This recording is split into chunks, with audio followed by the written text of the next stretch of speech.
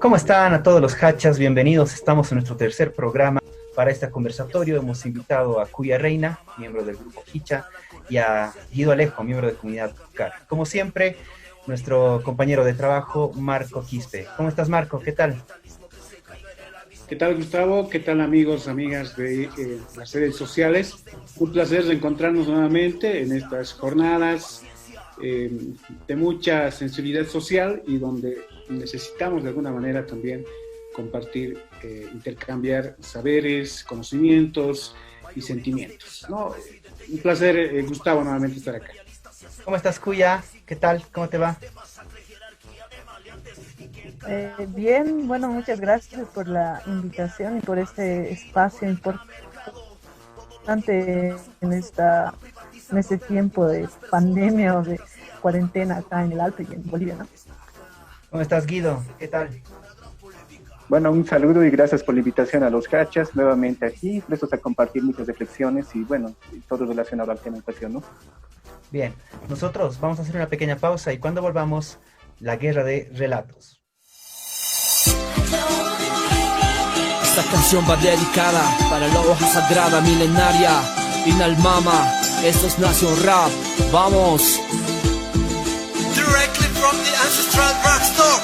Coca cenepa, cocaína, coca cenepa, cocaína. Cuyicando, pisando, aguantando en el trabajo, surgiendo desde abajo, de abajo, de abajo, de abajo.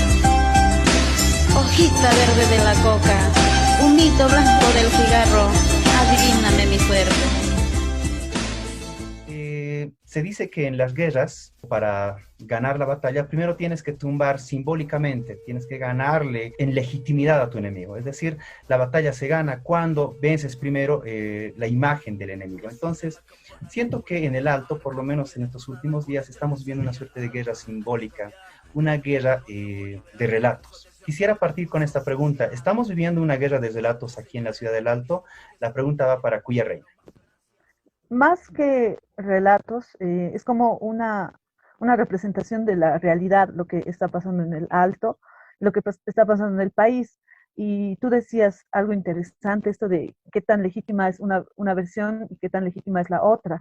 Es que depende mucho de las herramientas que puedan darle eh, veracidad a una versión o una representación de la realidad. Y esto pasa mucho con los medios o medios de difusión, medios masivos, que tienen una versión de la realidad, una representación que es legítima. O sea, en el transcurso de la historia, la prensa, los medios radiofónicos, la televisión, e incluso los periodistas tienen ya configurada una legitimidad porque son periodistas. Se supone que toda la noticia que ellos informan o difunden tiene un grado de veracidad mucho más alta que la de, no sé, un ciudadano o una ciudadana. Entonces, las empresas de noticia lo que hacen es que todos los hechos, los testimonios sean verificables. Se supone que tienen que ser verificables, lo más cercanos a la objetividad.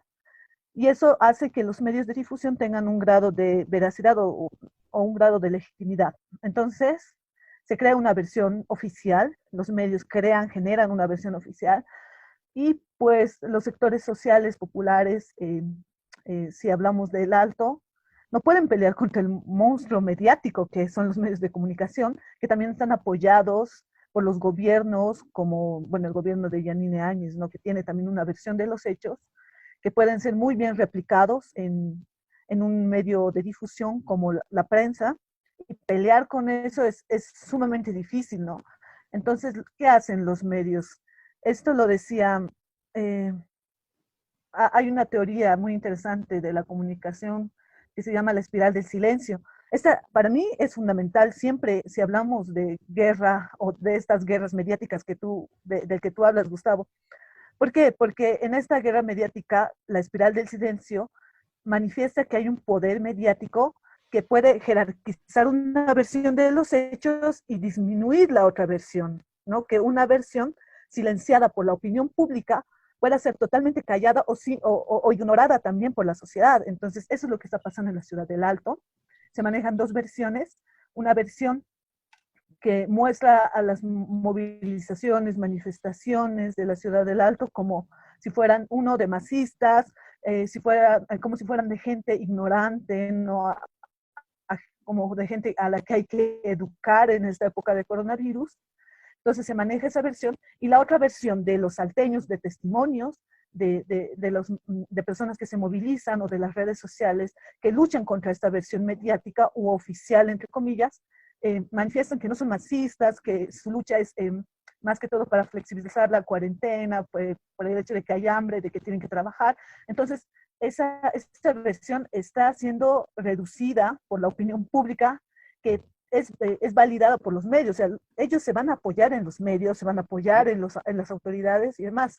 Entonces, esa es la guerra, yo pienso, que está enfrentando ahorita la ciudad del Alto, ¿no? Que ahorita pienso tiene, es legítimas las demandas acá en el Alto, pero lastimosamente están siendo acalladas por estos medios de difusión y también autoridades políticas. Guido, esta batalla de relatos, ¿te parece que es nuevo, es resultado después de las jornadas de octubre, o más bien es una cosa que siempre se manifiesta en todo tipo de sociedad? ¿Cómo lo ves vos? Bueno, yo creo que tenemos que considerar que Bolivia y especialmente todos los estados que han tenido un raigambre colonial, tienen una herencia colonial, van a arrastrar siempre una misma estratificación social, de alguna otra forma, podría ser de forma somática o fenotípica, y también territorial. Y eso es lo que está ocurriendo ahora en el Alto. O sea, no interesa si seas de la clase media, si seas intelectual, no interesa si seas una persona ya pudiente económicamente, sino simplemente por vivir, por territorializar la incivilidad en determinado lugar, ya tienes determinados tipos de características, ¿no? Es como si en algún momento los grupos hegemónicos te recordaran a dónde perteneces y te tienen que catalogar, te tienen que clasificar, te tienen que hacer recordar de dónde estás en la estratificación social. O sea, es algo más de raigambre colonial. Y eso es algo que se viene prácticamente reproduciendo desde hace varios cientos de años, pero que muta con el tiempo y se adapta a nuevos contextos, especialmente en lo político. Bolivia no ha logrado consolidarse como un Estado y por ende las elecciones generales cumplen algo así como una función de una tregua temporal, hasta que vuelva nuevamente a manifestarse hechos como los que han ocurrido en octubre y noviembre.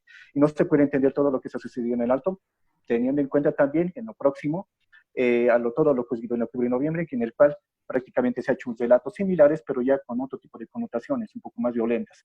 Ahora son connotaciones un poco más de colaboracionismo, entre comillas, con un virus que supuestamente se está reproduciendo aquí, nosotros somos un peligro, y se aprovecha también otro tipo de factores que se han quedado de allá de octubre y noviembre, que son como el pánico, el miedo, ante un enemigo invisible, ante un enemigo que no tiene unas características, como decir, racionales, sino que de alguna forma es relato, se refugia en lo que son sentimientos atávicos, sentimientos más en relación a quiénes son el peligro, quiénes son los que de alguna manera destruyen, los que no proponen, los que son en parte esto es lo que podría ser, ya entrando un poco en la descripción de los relatos, la Bolivia premoderna, ¿no? Se está haciendo hegemónico un tipo de relato muy parecido a esto, en el que hay una Bolivia más civilizada, un poco más moderna, y una Bolivia incivilizada y una Bolivia premoderna. Una que vendría a ser más el reflejo de las clases medias tradicionales y las clases altas, y el otro más el reflejo de la clase popular, de las mayorías populares, del mundo indígena, de las clases medias bajas y de las clases medias ascendentes, ¿no? Esto de alguna forma está germinando, está prácticamente en un caldo de cultivo bastante peligroso porque son relatos bastante viscerales, podría decirse, y no sabemos a qué conflictos futuros nos van a llevar, porque como vemos son sentimientos atávicos que de alguna manera se reproducen con el tiempo, pero la reacción ante esto no se puede medir de alguna u otra forma, ¿no? El año pasado, en octubre, noviembre, ha ocurrido lo que vendría a ser esto del movimiento de la Huipala, que ha sido prácticamente un movimiento espontáneo. Luego ya el relato hegemónico diría que ha sido más mandato desde quienes han huido a Argentina o no sé, el narcocastrochavismo, las milicias, pero la cuestión es que hay movimientos espontáneos que se dan en determinados momentos y vaya uno a saber cómo esto va a reaccionar. Yo creo que eso lo vamos a tocar a posterior, ¿no? Muy bien. Has hecho alusión a una expresión muy interesante, por lo menos a mí me parece que es crucial para el análisis, ¿no? Esto de que tenemos una estructura colonial, que básicamente determina la estructuración, digamos, de los discursos. Eh, no es nuevo, ¿no, Marco? Por lo menos en términos de lo que ha sido nuestra historia, no es nuevo, digamos, la tipificación de los indios como salvajes o como irracionales. De hecho, a principios de siglo, desde 1900 para adelante, la guerra de relatos tenía un tenor, ¿no? Los medios hablaban del miedo al indio, ¿no? Había que tenerle miedo al indio. Pero ahora lo interesante es que ese relato se ha ido cada vez más situando geográficamente en un punto, y es la ciudad del Alto.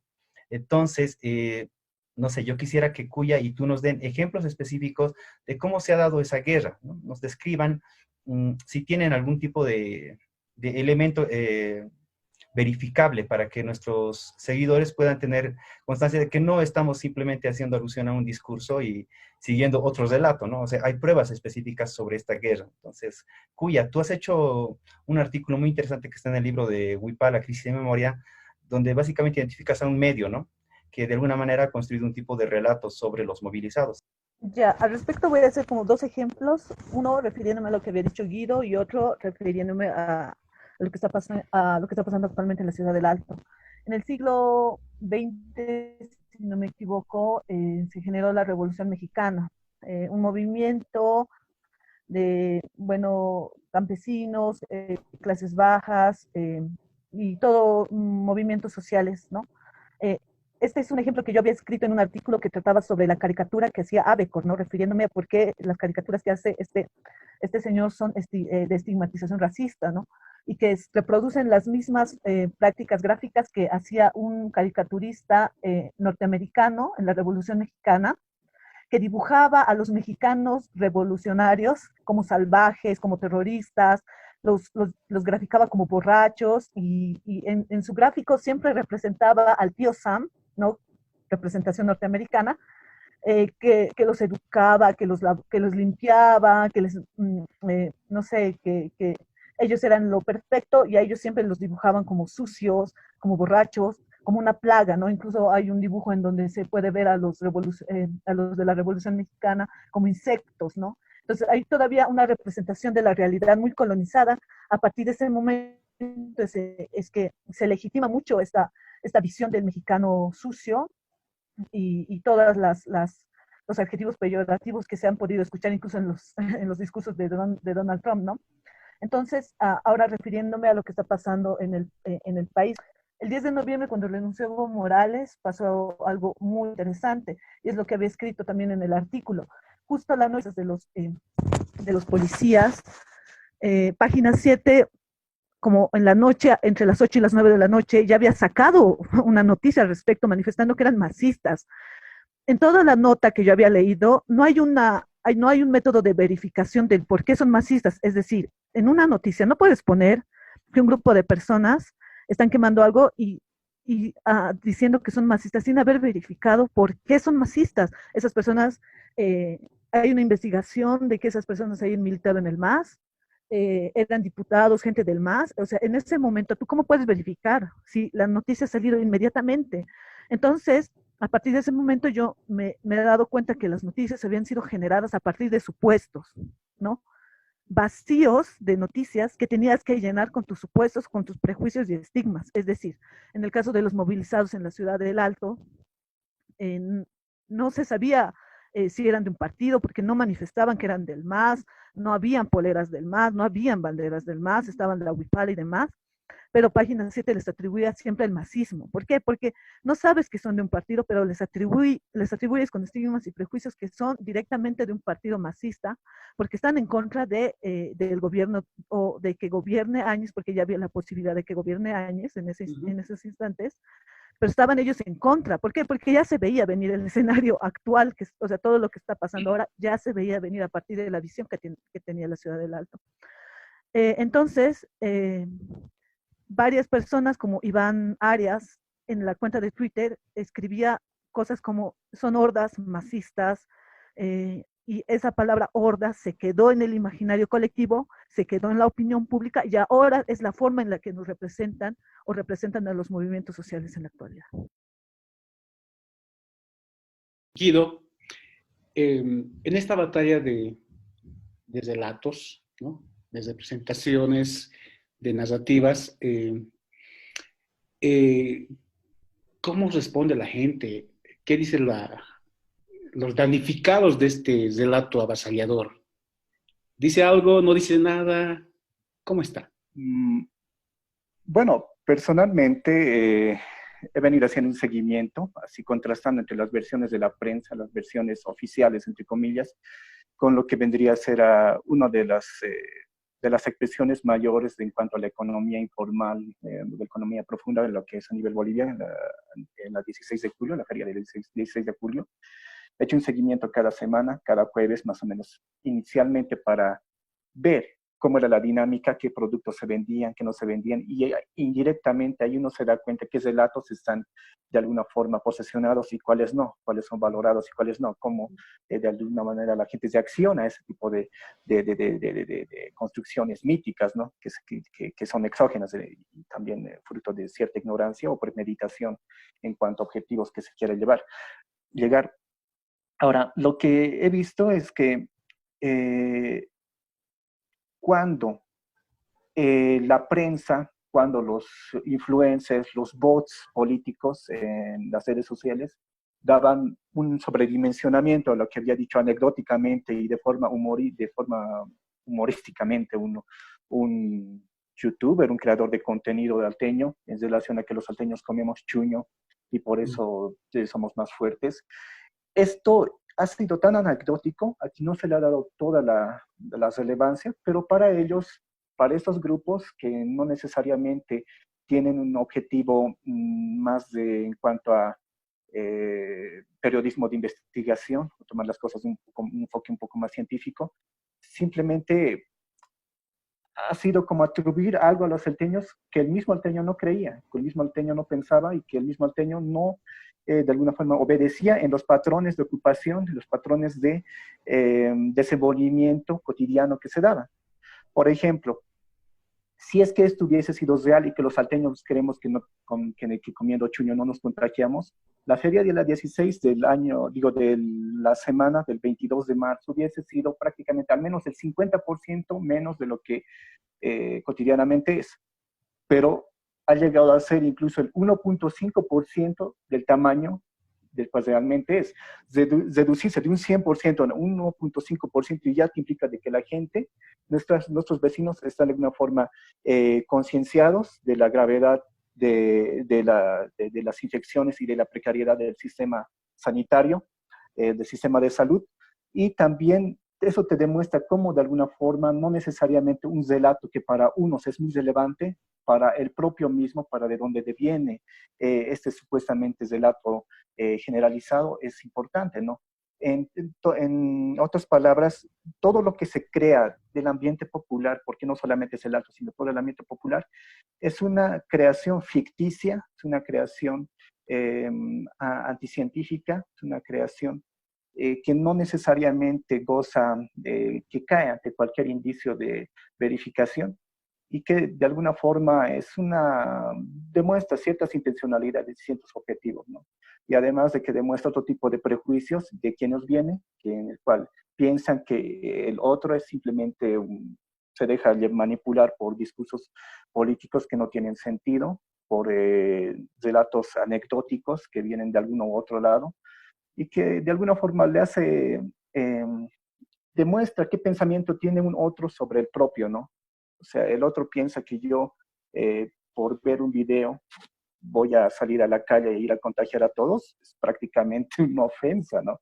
En otras palabras, también aquí hay una batalla por la racionalidad. Hay una racionalidad que que ciertos grupos autoasimen para sí, pero que también está presente aquí en el ámbito popular. Estos grupos que se autoasumen como racionales no necesariamente se manejan bajo la racionalidad, sino bajo mitos que tienen intereses fundamentalmente, ¿no? Políticos.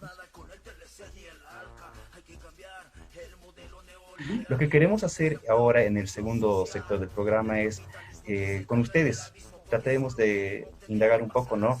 ¿Cuáles son las razones, cuáles son los factores que explican esos relatos. Después de esta pequeña pausa vamos a retornar y vamos a seguir analizando la guerra de relatos que se está dando sobre la ciudad de Alto. Gracias por estar con los Hachas.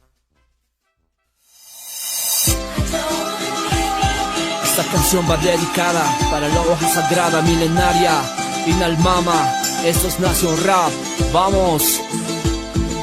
Directly from the ancestral drugstore. Coca se nepa, cocaína, coca se nepa, cocaína. Cuchicando, pisando, aguantando en el trabajo, surgiendo desde abajo, de abajo, de abajo, de abajo. Hojita verde de la coca, humito blanco del cigarro, adivíname mi suerte. Retornamos con los Hachas. Gracias a nuestros seguidores por estar acá con nosotros. Estamos con Cuya Reina y con Guido Alejos, ambos miembros de dos grupos muy importantes de lo que es la reflexión intelectual indianista catarista acá en la ciudad del Alto. Bueno, habíamos cerrado la primera parte con una pregunta. Se las vamos a volver a lanzar a nuestros dos invitados. ¿Cuáles creen ustedes que son los factores, los motivos que están produciendo esta guerra, ¿no? ¿A quién le conviene que la ciudad del Alto quede tan perjudicada en imagen? Guido, ¿a quién le conviene esta guerra? De hecho, yo creo que tenemos que, de alguna forma, interpretar esto un poco más allá de la vivencia cotidiana y verlo todo más en un proceso netamente, particularmente boliviano, en el cual hay un empoderamiento, hay una emergencia de la Bolivia profunda, de alguna u otra forma, que está significando, que está transformando y configurando todo lo que es la realidad nacional. Esto ya se demuestra especialmente en las periferias de las ciudades, en El Alto, en Villazón, en Sacaba, en Cobija. Hay una reconfiguración social bastante interesante y eso también se traduce en un empoderamiento económico. Vemos que, por ejemplo, El Alto ha pasado de ser en el imaginario común la ciudad más pobre allá por el año 2000, 2003, a ser ahora la ciudad que es la segunda en población y la tercera que aporta mayor cantidad de Producto Interno Bruto, incluso más que Cochabamba, ¿no? Y esto también es un asunto geopolítico. Podría tomar eso desde un punto de vista de una geopolítica más próxima local y una geopolítica más nacional. Y eso también tiene un reflejo muy parecido a lo que vendría a ser las disputas entre los Estados Unidos y la China, en la cual los Estados Unidos actualmente vienen satanizando a la China, han ocasionado que varios países, especialmente europeos, tengan actitudes xenófobas y racistas contra los chinos. Algo micro está ocurriendo aquí. En la dimensión más local podría verse que hay una reacción, una actitud reaccionaria de varios grupos, específicamente de las clases medias tradicionales paseñas, grupos, no puedo generalizar a toda la clase media tradicional paseña, ¿no?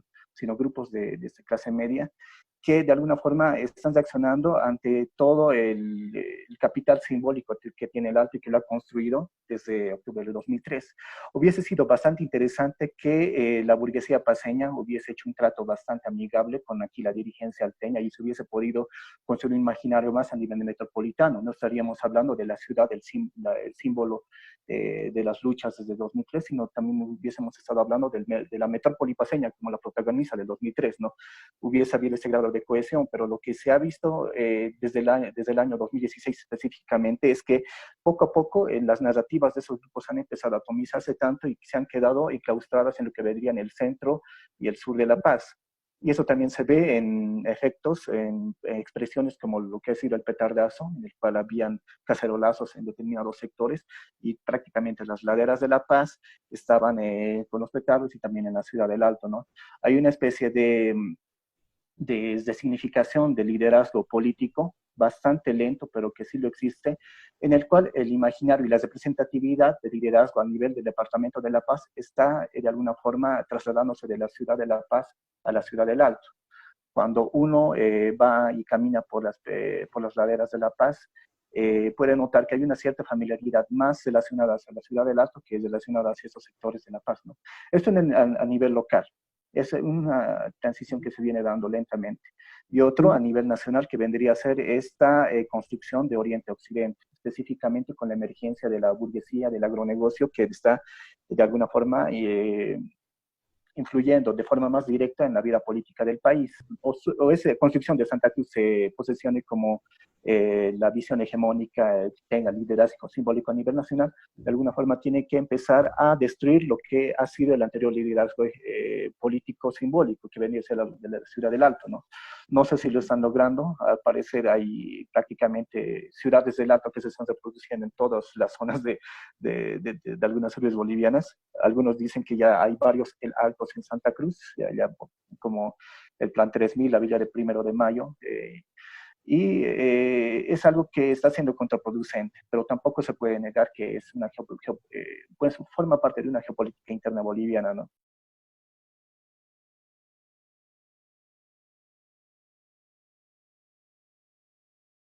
Mi pregunta va para Cuya. En estas guerras, en estas batallas de relatos, ¿qué está en juego, Cuya? ¿No? ¿Qué se persigue? ¿Qué se intenta consolidar? Creo que en este aspecto, si es que hablamos de lo que el Alto representa en la historia, el fin, por ejemplo, del poder ahora es desprestigiar a la ciudad como del lugar. Es que el Alto pierda ese carácter de revolucionario o esa característica contestataria que tenía el poder y que sea una ciudad más, ¿no? Que sea una ciudad como La Paz, que se ha vuelto ya, pienso, una ciudad simplemente sumisa hacia los gobernantes, que ahora, digamos, que ha surgido en la época, esto en el año pasado con Evo Morales, pero que no ha sido una lucha en sí democrática o en contra del poder, sino simplemente porque querían sacarlo a Evo. O sea, si hubiera sido una lucha contestataria, eh, también una lucha por los movimientos sociales, por una democracia incluso plural, ahorita estarían ya movilizándose u organizándose de forma virtual todos esos movimientos o plataformas, incluso la APDHB, la Asamblea Permanente de Derechos Humanos, que estuvo muy, muy callada en la violación de derechos humanos que pasó en Sencata y en Sacaba. Entonces, pienso que como el Alto resistió el golpe, lo que quieren hacer es ahora desprestigiarlo, volverlo un enemigo, y eso no pasa solamente en la ciudad del Alto, ha pasado en varios países, ha pasado en la política, pasa en la política. Si no puedes contra un enemigo, entonces, o si la sociedad no lo ve como enemigo, entonces tienes que hacerlo ver como un enemigo, y eso ha pasado con la ciudad del Alto. Somos los que podemos quemar las casas de las autoridades, somos los que podemos saquear las casas o de la alcaldesa o de los alcaldes. Somos un peligro ahora. Entonces, es una configuración que se está haciendo a partir de estas versiones, una configuración de la ciudad del Alto, desprestigiándolo, desprestigiando sus luchas. Ahora, si vemos en estas movilizaciones últimas, después del petardazo, que hubo gente que se molestó y todo eso, van a tratar de generar otras versiones que puedan invisibilizar la indignación o las protestas en otros sectores. Ya está pasando con Cara a Cara. Han salido audios mágicamente en donde se dice que los masistas se están organizando y están pagando dinero para movilizarse. Entonces, se van a generar este tipo de versiones para desprestigiar a la ciudad del Alto. Ya lo están haciendo. La misma gente del Alto ya está usando ese discurso para decir quiénes son los verdaderos salteños y quiénes son los falsos salteños, ¿no? Y ese estereotipo de el Alto es trabajador y solo los que trabajan son verdaderos salteños. Es como si no entendieran que la organización social de la ciudad del Alto también tiene que ver con la política, que no solamente somos personas trabajadoras o nos quedamos calladas ante el autoritarismo del gobierno como este, que también somos un escenario político muy importante porque somos orgánicos, nos organizamos, tenemos dirigencia, que ahora está muy debilitada, es cierto, y que también tiene que ver por el MAS, y hay que reconocer que se han fracturado muchas organizaciones como la FEJUVE por el MAS y por estos quiebres políticos que han habido durante los 14 años, ¿verdad?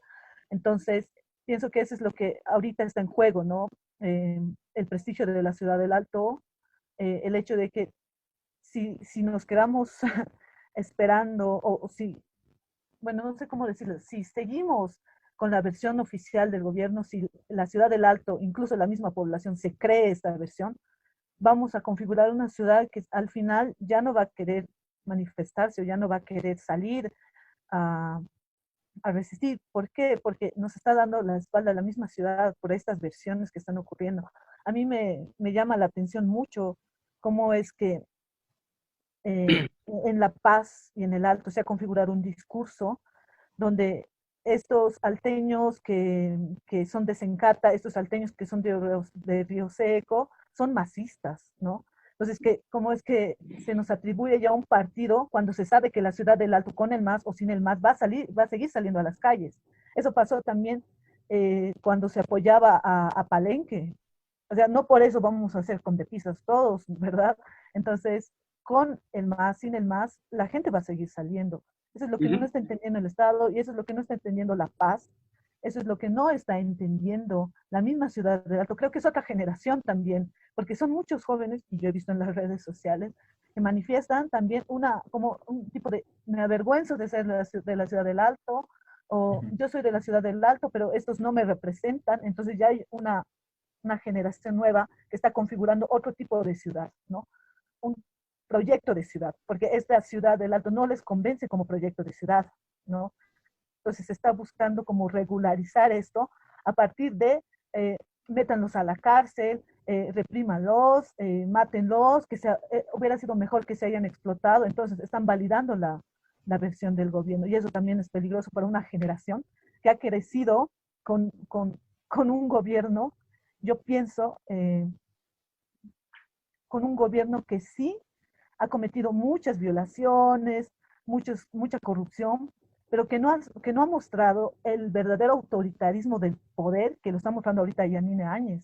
Porque quiera o no, el MAS ha sido un gobierno corrupto y demás, pero el hecho de que un nuevo gobierno te esté mostrando una Biblia, te esté mostrando quemándose la huipala y lo valide también, y que los jóvenes o las nuevas generaciones lo validen, incluso lo justifiquen, para mí es muy peligroso, demasiado peligroso si es que estamos hablando de todo este proceso que ha configurado la Ciudad del Alto, de todas estas luchas que se le debe a la Ciudad del Alto. Guido, ¿qué nos puedes decir para poder cesar este primer bloque al respecto?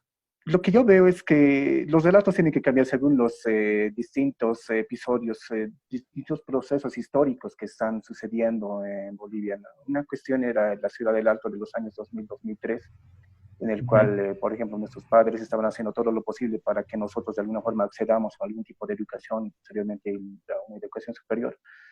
Y otra cuestión debería ser también no abandonar lo otro, pero también asumir otro tipo de roles. O sea, el Alto no puede dejar de ser rebelde, es necesario ser de alguna forma el contrapeso a otro tipo de relatos, el contrapeso a otro tipo de actitudes, otro tipo de formas de hacer, de alguna forma, no construir, sino administrar el Estado. Pero también lo que es necesario es asumir que así como antes había escasos recursos humanos, ahora sí los hay. O sea, hay una universidad pública que está sacando muchos profesionales y muchos también están estudiando en otras universidades privadas, incluso allá en Obrajes. Ya que se vaya estructurando una intelectualidad, es necesario hacer eso. O sea, no solamente basta con salir y gritar, no solamente basta con salir a movilizarse, pero también hay que tomar muy en serio eso de la construcción desde aquí. El Alto de alguna forma ha dado la línea durante años, tiene que continuar en ese sendero, pero ya con proyectos de país en todo caso, proyectos de país, ya asumir un rol más nacional, no necesariamente el Alto va a continuar siendo la ciudad víctima de todo esto, vapuleada. Esto simplemente es una reacción que no necesariamente veo que tenga un efecto mayoritario en la población. No lo veo. Hay veces cuando alguien le dice al Alto que son salvajes y aquí, o sea, para eso están los datos, ¿no? ¿Quién es salvaje? El que supuestamente sale por el día a día, por el pan del día a día, o aquel que simplemente ignora todo eso y a pesar de que las cifras, los datos, los disponibles indican otra cosa, se cree una realidad y acaba diciendo cosas que no son, ¿no? O sea, ¿quién es el ignorante? ¿Quién es el que vive en una ficción? ¿Quién es el que vive en otro tipo de realidades? ¿Quién es el supremacista en todo caso?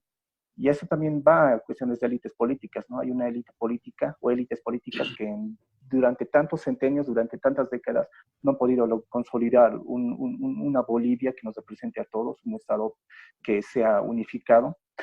Y ahora, ¿a quiénes les toca? ¿Quiénes están en el ascenso económico y social? ¿Quiénes están de alguna forma, ya han propuesto varias expresiones, se han expresado en la arquitectura, se han expresado en la economía, se han expresado en el arte, se han expresado en prácticamente toda esa dinámica popular?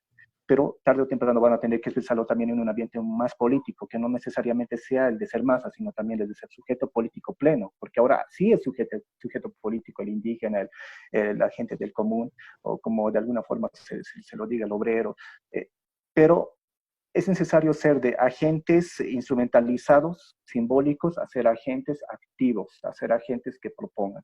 Yo creo que estamos en esa transición, y es posible que si algunas voces aquí empiezan a hablar en ese sentido, varias otras se van a replicar en el resto del país, ¿no? No hay una homogeneidad en La Paz, Santa Cruz no es homogénea, Cobija no es homogénea, tampoco Cochabamba, y sí, es necesario de alguna forma tomar ese papel. El Alto no está bien que sea rebelde, pero no necesariamente ser rebelde es una propuesta, ¿no? Y si de alguna forma se quiere tener vigencia en la realidad política del país, es necesario también tomar esa batuta. Muy bien, Marco, yo quisiera que más bien tú nos des un pequeño comentario, porque recuerdo que cuando se daban las batallas del 2003 contra el neoliberalismo, tú fuiste un actor muy importante, específicamente en Radio Pachamama, ¿no? También ya habían los sectores que estaban siendo desplazados, identificando al Alto, ¿no? Como un sujeto que había que derribar. ¿Recuerdas algo de eso, de ese tiempo? ¿Podrías darnos un pequeño comentario? A mí lo primero que se me viene es que, un poquito articulando también sobre las reflexiones con don Pedro Portugal, ¿no? Que el sentido, nuevamente, es el poder. Es decir, toda batalla de relato está escondiendo un trasfondo del poder, ¿no? Entonces, es un tema que está vigente y que seguimos viviéndolos con mayor intensidad durante estos días, ¿no? Ahora, yo lo que creo es que estamos en otras condiciones, realmente, ¿no? Porque el relato de batallas, la batalla de relatos, perdón, ¿no? Era mucho más complicado que antes, ¿no? Yo me acuerdo todavía cuando íbamos a la universidad, me acuerdo todavía en las primeras reuniones con Huaynatambo, el Mubesa, el Iván Nogales, donde nos sentíamos realmente, pues, arrinconados frente a un relato tan intenso y sutil, es decir, no tenían que utilizar ni siquiera la policía, ni las Fuerzas Armadas, ni siquiera la justicia, si quieres llamarlo así, para hundirnos en torno a lo que es ser alteño, ¿no? Era terrible, ¿no? Y ahí me acuerdo que en una de esas reflexiones salió una pequeña palabrita que decidimos empezar a trabajar en todos nuestros encuentros, fue el huequeño, ¿no? Nuestra relación del alteño con el huequeño, ¿no? Entonces, ahí nos dimos cuenta cómo reaccionaba la gente de La Paz frente al uso de la palabra huequeño, ¿no? Porque se sentían tan mal. Claro, ustedes son del hueco, digamos, del hoyo, ¿no? Entonces, había una intensidad de reacciones en ese momento que al final llegamos a la conclusión entre varios amigos de ese momento, de decir, ¿sabes qué? Es una contrarreacción a lo que nosotros habíamos creado ante estos relatos y discursos construidos históricamente el ser constituido como alteño, ¿no? Pero en este contexto yo creo que estamos en otras condiciones, realmente, ¿no? Es decir, ya lo ha dicho Guido, lo ha dicho también Cuya, ¿no? Hay un sentido, desde Cuya, hay un sentido revolucionario muy fuerte en el Alto, sin decir necesariamente que es ultra rojo, pero hay pues un sentido de lucha tremendo en el Alto, es decir, te encuentras en diferentes estratos sociales, desde sectores más empobrecidos que están por el lado de Sencata, ¿no? Hasta sectores de élite que también están en Sencata, ¿no? Todo el sector empoderado, por ejemplo, del Alto, buena parte está en Sencata. Yo vivo en un sector empoderado ahorita en Sencata, ¿no? Estoy rodeado de edificios, de casas tremendas ahí, que igual salen a las marchas, salen a hacer su desobediencia civil al Puente Vela, etcétera, etcétera, ¿no? Por eso les digo, estamos en diferentes condiciones sociales y creo que ese es el escenario donde más duro se pone esta batalla de relatos, ¿no? No es igual como antes, porque antes simplemente decir indio de mierda, ya, pues era suficiente. No, ahora no, o sea, no es suficiente. Es decir, él tiene plata, el alteño tiene plata. Él ha viajado por Europa, el alteño ha viajado por Europa. Él hace negocios con China, el alteño también está haciendo negocios con China. Es decir, y hay otras condiciones de relación que hacen a la construcción discursiva y a la construcción de relatos, ¿no? Ahora, yo creo que estamos en un momento muy interesante, ¿no? Y en eso sí es válido, no sé si Cuya lo ha dicho en alguno de sus escritos, ¿no? Cuando el poder en este momento, constituido, ¿no? En manos de las élites, utiliza las fuerzas de represión, obviamente es pues una expresión de debilidad, ¿no? Es decir, hay una debilidad de fondo en torno a esto. Y creo que en ese escenario nos encontramos ahora. 2003 también ha servido para idealizar al alto, hay que tomarlo en cuenta, ¿no? En cierta medida, los sectores que guardaron silencio en octubre y en noviembre, sectores intelectuales, fueron muchos de ellos quienes se encargaron de idealizar al alto. Le dieron muchas virtudes. Y eso también es una forma de discriminación, ¿no? Claro, porque le estás quitando la humanidad. El alto con todo es una sociedad que tiene defectos y virtudes.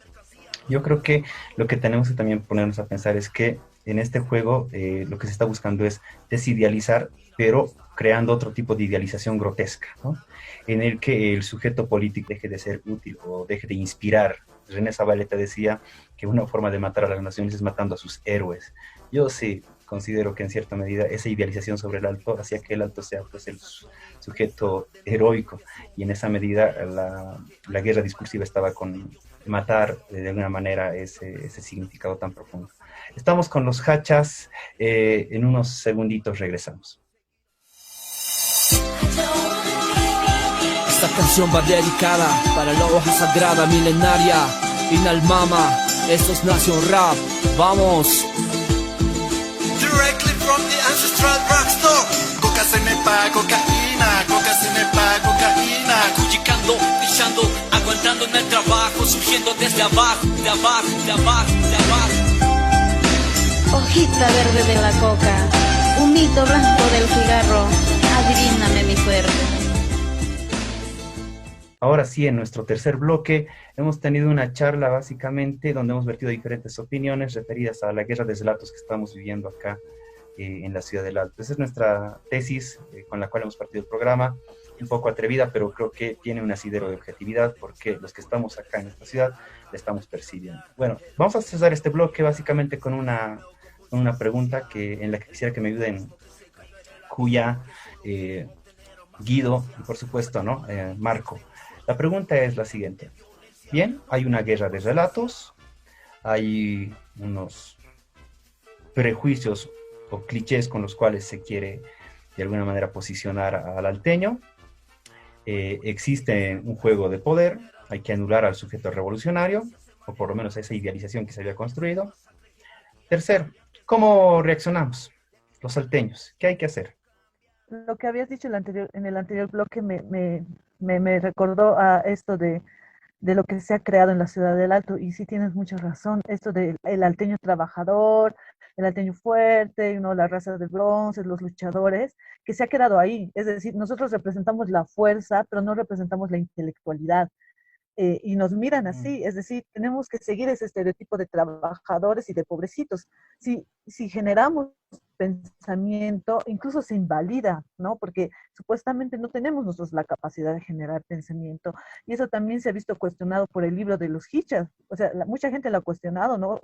Pareciera que nosotros tenemos que seguir todavía en la sombra del pensamiento nacional.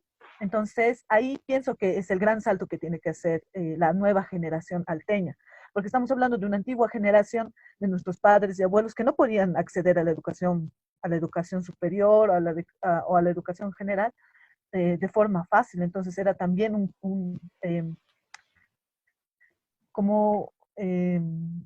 bueno, no sé cómo decir, ya, como un muro, ahí está, que nos llevaba a esta civilización, ¿no? Esta civilización a la que nos han negado.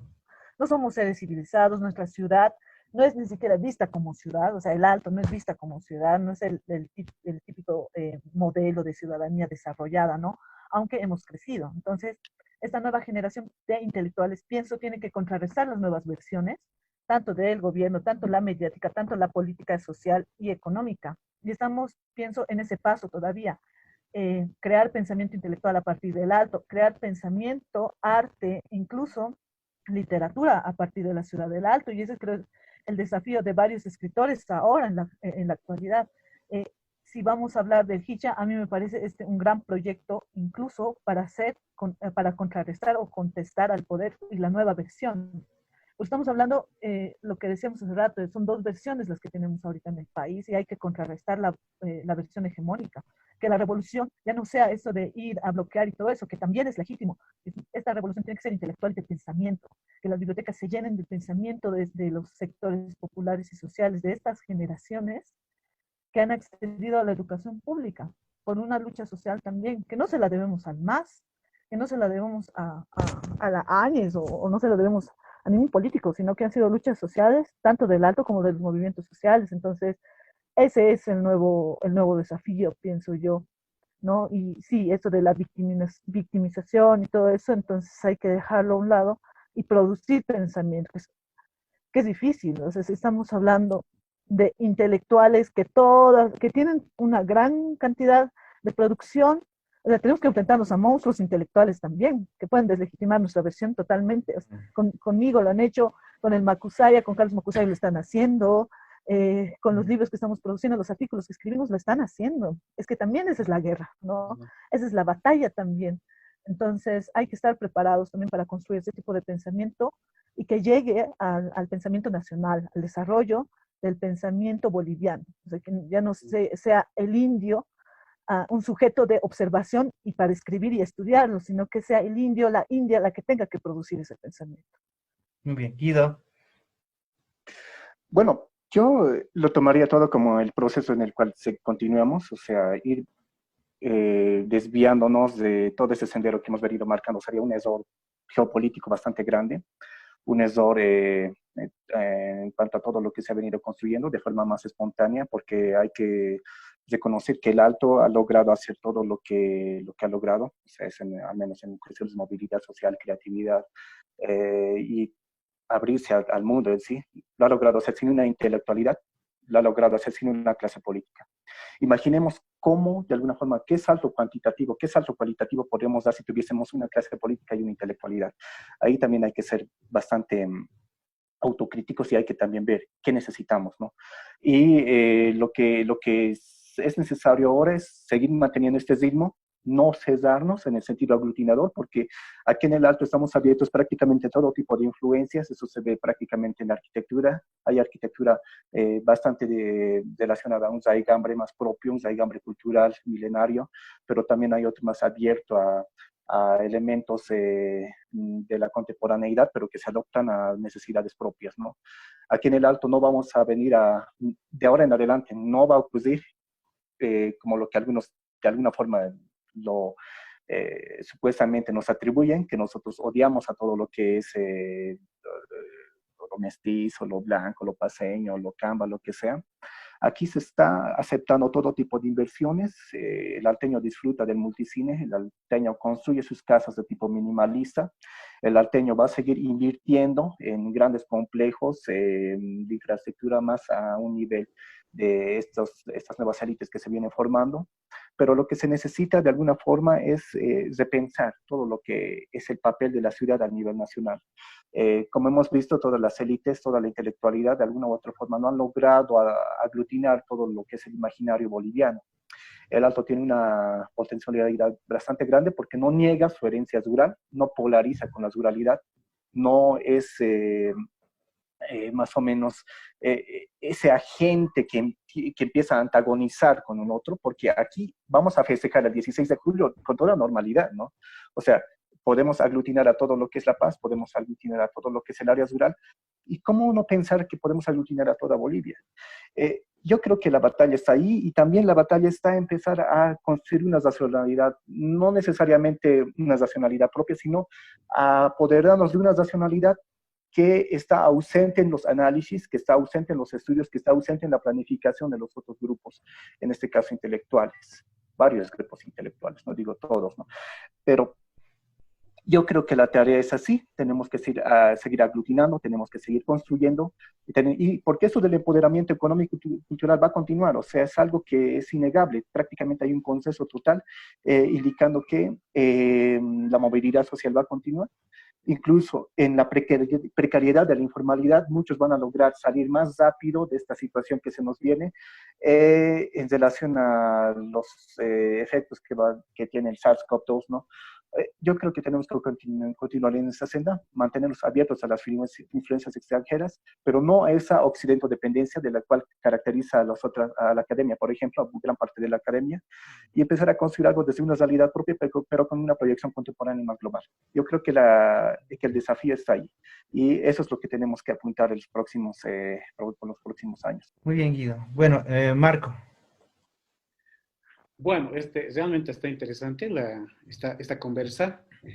Yo lo que creo es, y lo sostengo, es que estamos en otras condiciones para mirar esta batalla de relatos. Yo no sé por qué a mí no me duele nada cuando dicen salvajes, relatos. Es que realmente en nuestra historia de vida, en otras autorías que hemos tenido hace años, ¿no? Era tan frecuente esto que ya pues con el tiempo te has vuelto a convencer que no es real, ¿no? Que no es real. Es decir, decir que eres menos que el otro no es verdad, ¿no? Y esto tiene que ver justamente porque cuando contrastas el relato con las acciones, realmente hay pues unas diferencias mortales, ¿no? Cuando ves a gente de clase media de La Paz, ¿no? Y te encuentras en el aeropuerto, y te encuentras en otro país, y ahí te das cuenta que pues, están perdidos, ¿no? Entonces, en esta dimensión de conocer otros territorios, vivir otras experiencias, desde encontrarte con otro tipo de relaciones, y te empiezas a dar cuenta que realmente, oye, los aymaras, ¿no? Tienen alta capacidad de relacionamiento con diferentes factores sociales y políticos, ¿no? Entonces, en ese ámbito yo te diría que estamos bien, o sea, somos una sociedad, somos unos salteños muy empoderados, ¿no? Y más allá de estas batallas discursivas de este momento político, de este momento específico, no creo que avance. Es decir, no le van a quitar su empoderamiento ya conquistado y consolidado en lo que ha sido el 2003. Es fuerte el dato, ¿no? Primera cosa. El segundo elemento tiene que ver ya con estas nuevas generaciones, que a mí me parece muy interesante, creo que es una tarea pendiente, ¿no? El de generar una intelectualidad que pueda entender y comprender esta praxis histórica de los salteños, de las salteñas, y darle su real dimensión discursiva, si quieres llamarlo así, ¿no? Entonces, me parece interesante, hay un grupo interesante como ustedes que está ahí debatiendo, que está generando debate, que está generando discusión, me parece riquísimo, ¿no? Ahora, tampoco hay que esperar, digamos, en la lógica de, primero hay que tener el proyecto político, después hay que avanzar. El proyecto político se arma en el camino, ¿no? No es una cosa que este es el proyecto político y ya, esa es la línea, ¿no? Se arma en el camino. Y esa es una lección de vida que los salteños se la saben bien, ¿no? Y en ese escenario yo creo que hay una condición clave para cualquier conquista social y política de los salteños, que es el trabajo. Realmente, yo la verdad no me gusta mirar de mala manera el ser trabajador, pero el trabajo en realidad te da pues una posibilidad de estar un pasito más que el otro. Entonces, cuando un alteño se levanta a las 5 de la mañana y se duerme a las 11 de la noche, entonces algo avanzado, algo más tiene que los otros. Entonces, para mí eso es realmente una potencia, ¿no? Yo para cerrar, Gustavo, me ha gustado esta intervención de las batallas de los relatos. Creo que hay desafíos muy, muy, muy intensos. Y cada vez yo estoy convencido que estamos bien cerquita de realmente entender qué es el poder. Por ahí las salidas son cómo somos capaces de dispersar el poder, o por ahí hay que centralizar el poder, no sé, ¿no? Ahí ya la nueva intelectualidad empezará a discutir. Pero yo creo que estamos bien cerquita, somos una sociedad empoderada y con mucha, mucha, mucha fuerza, ¿no? El tema es no solo mostrar esta condición de víctima. Es decir, tenemos fuerza, hay mucha chama, hay mucha potencia en los salteños y en las salteñas. Eso, bien. Ok, gracias Marco, gracias Cuya, gracias Guido. Sus intervenciones han sido muy, pero muy riquísimas para poder abrir el debate, porque en realidad está abriendo un debate, no hemos cerrado nada, estamos más bien dando los primeros pasos. Bueno, esto ha sido Los Hachas y este ha sido un programa provocativo, una introducción para que ustedes puedan pensar cómo se está produciendo acá en nuestro escenario tan complejo esta guerra de relatos. Nuevamente, gracias a nuestros invitados. Nos vemos el siguiente programa. Hasta luego.